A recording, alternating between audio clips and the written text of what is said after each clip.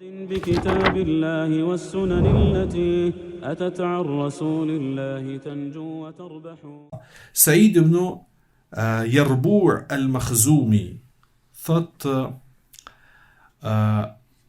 una edhe një shok i jam, fëmijë, shkum që të lozim në xhami, apo shkum që të lozim në xhami.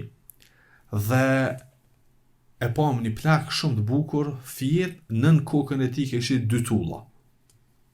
Dy tulla. Do thot, në jastëku i tij ishin labinatun ba'duha fawqa ba'd. Dy tulla një minja. Dhe që aty flan. Thot edhe i tham njëri tjetrit, mos të bëjmë zhurmë të lujt në xhami. Pse kanë lujt në xhami? Po shkak se ka qenë meskuf. Ka pos një farë qatia, për thëmë, që si ka ra dilli. Se me lujt jashtë në rrugë, dilli i fuqishëm, i ka orë në zetë, apo, fëmive. Kanë hi, kur u kry namazi, për shumë mas drejkës, dhe një kindi, kanë lujt fëmija në xhami. Sepse ka pos diçka hija, apo, edhe kur kanë dalë mas të kindis, dhe në aksham kanë lujt fëmija në xhami. Thot, henëm me lujt atë, e pam një plak shumë bukur me mjekët bardh, dy tulla i kishit në kokën e vetë, flante. Thot edhe na mduket ja prishëm gjumin, u qu të busqesh na këshyri neve, edhe dikush na tha, na gjujti me gur. Gur a lezo, largoni se ja prishet gjumin Emirul Mu'mininit, prisit të musliman. Këta të lujt në xhami. Ja prishën gjumin Emirul Mu'mininit. Ku getu flajt në xhami me dy tulla nër kry. Pak ma ne ka pas shpinë, edhe shpia e Othmanit ka qenë shpia më e madhe në Medinë. Apo, su kënë qështje që s'ka, apo, po qështja ka qenë se njeri ka dosht me jetu i thjesht, dhe me qenë modest, dhe me qenë asket, zahid. E kjo është kuptim tjetër, nuk është qëqani ka flejt në xhami, s'ka të bëj me këte, apo, jo, ka të bëj me një kuptim shumë më të nalt, apo. Këta fmi, apo, ky Saidi dhe ai shoku i vet, se harrojnë mu këtë pamje që e kanë pa të khalifës së muslimanëve të flajt në xhami me tulla ndër kry dhe kur u quj ka kesh atë edhe pse e kanë prish gjumin. Edhe këtu një sen tjetër, një mësim tjetër, dhe se i kejtë e murët vesh këtë mësim. Fëmija ku do të me lujt? Do më thonë, fëmija duhet në xhami me najtë si kur një njeri që i ka 65 vjetë. As bën me bozhurëm, as bën me nguc, as bën me ngajt, as kur gjë, do të me najtë aty si jo për fëmija është, po kupton. Ai bën zhurëm, edhe ka një herë njekën, edhe rrëzohen. Po ai çaty rrëzohet, edhe quhet, ama edukohet në xhami. Xhamia, domethënë, çu ka thënë pejgamberi sallallahu alajhi wasallam për shtëpiat tona. Ka thënë pejgamberi sallallahu alajhi wasallam ij'alu min salatikum fi buyutikum wala taj'aluha qubura. Falni namaz në shtëpitë e juve që mos shndrohen në varreza. Apo? Do të thotë falni namaz atje, mos shndrohen në varreza. Që do të thotë se varrezat, domethënë ai dim se kërkosh shkon me lut atë në varreza, apo ka seriozitet dhe kështu me radhë, apo pedim, mërzi, piklëm, kulm është te varreza, apo.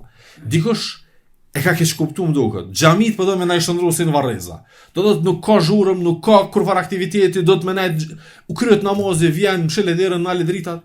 Po jo, nuk është ashtu, kupton. Po xhamia do të më konë që aty që kur strrihet dikon do të më shkon xhami që aty me të naj. Apo e që kjo është xhamia sipas sunetit të pejgamberit dhe të khulafa ar-rashidinëve. Në kohën e pejgamberit sallallahu alajhi wasallam xhami kanë lujt. Në kohën e sahabëve që apeninin kanë lujt në xhami. Atë kohë s'ka pas tepe, ka pas guralecat shtrum. I kanë prish guralecat, ka ardhur dikush prej sahabëve para namazit, po them kushtimisht i ka rrafshu ata, apo guraleca. Kanë lujt fëmija në xhami. Ja kanë prish gjumin Emirul Mu'mininit. E kanë bu këto dhe e kanë bu këto. Çashtë do të më marr fëmijë. Se çata fëmijë që bojnë në thojza sherrë në xhami pritet që më bëj hajër në met. Çata që zbojnë sherrë në xhami, ata hajër në met zbojnë, veç sherr. E tash ne e dim që kërkosh me neve këtu s'ka ne far mundësie që me menaxhun e xhami që me shti fëmijët me lut aty, po dashtë Allahu azza wa jall. Dashtë Allahu azza wa jall që na ndrën gjendjen tonë që xhamia tona dhe të jenë vende ku fëmia jon më shumë ti kanë qenë aty me shku dhe me kalu kohën. Edhe me busherrësh aty. Sepse ai fëmijë që aty shkon në xhami dhe edukohet në xhami bi idhnillahi taala, ka më pas hajër prej ti ummeti pejgamberit sallallahu alaihi wasallam. Dhe kjo është edhe thirrje publike që fëmia që i ka bërë 6 vjet dhe 7 vjet me marr xhami. Ma të vogël na të skupton, ama 6 vjet fëmijë, 7 vjet fëmijë merr në xhami. E ja, nëse s'ki qka, ja vlen një top mas namazet le gjysore, le të ngan, le të lunë në xhami. Edhe nëse të thot dikush diçka, s'kem çka i bojmë. Pse? Sepse lidhet me xhami, apo kupton? Lidhet me xhami.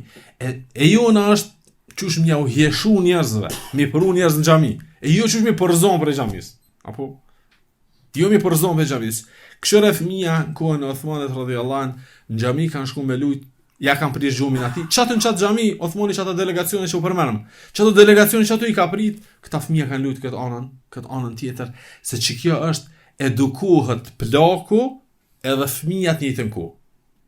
Apo kur është hoxha dhe imami dhe udhëheci i xhamis, ashtu siç duhet.